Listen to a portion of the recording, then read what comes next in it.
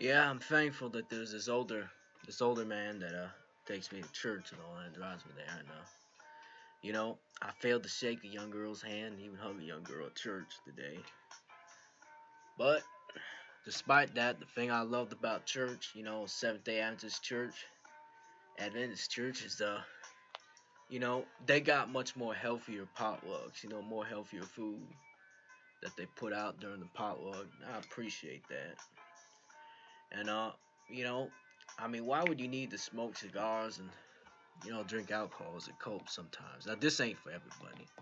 I understand those who have to have that kind of cope, in life, or vape cope or whatever, because that helps them keep going. But me, my cope is food. Now, I read in the writings of Ellen G. White, diet on diets and foods, you shouldn't overload your system and eat too much.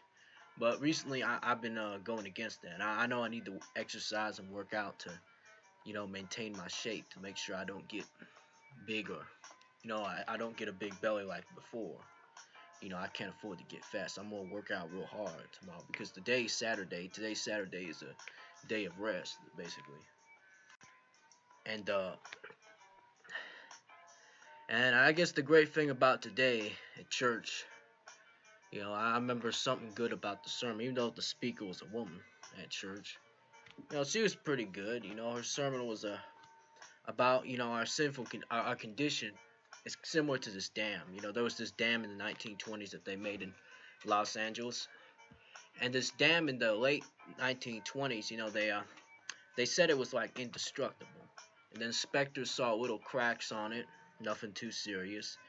Later on, at 1928, February 1928 or so, looked on it again. It had more cracks. The cracks are bigger, and they thought the inspectors were, kind of dumb. I mean, they thought it was fine. The dam was fine. Water dam.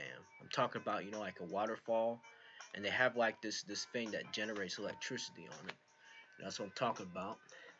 And basically, later on that year, in the late 19, probably May or something, 1928, the dam collapsed, and there was a lot of people below the dam, and 402 people died. And basically, they're relating that scenario and situation to God's professed people, those who profess to know the truth.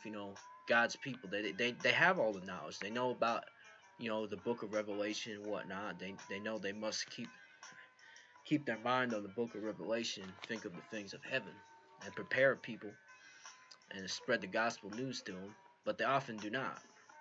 And because of their spiritual condition, they're going to end up lost. It's like that dam. They think everything is okay. Yeah, I got a few holes, this and that, but, the dam collapsed, despite that.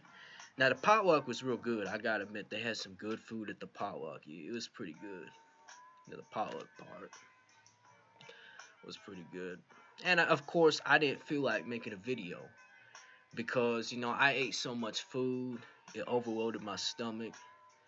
And I admit I'm not feeling too good, I'm a bit lightheaded, full stomach. I was a glutton, got drunk on food today. But thankfully the food is much better compared to these other churches' food.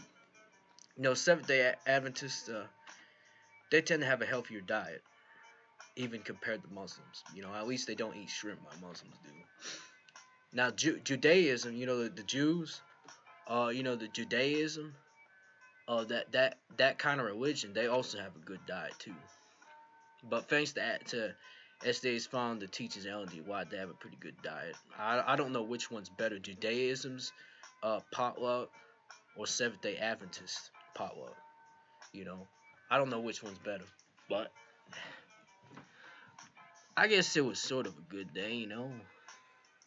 It's pretty okay, though.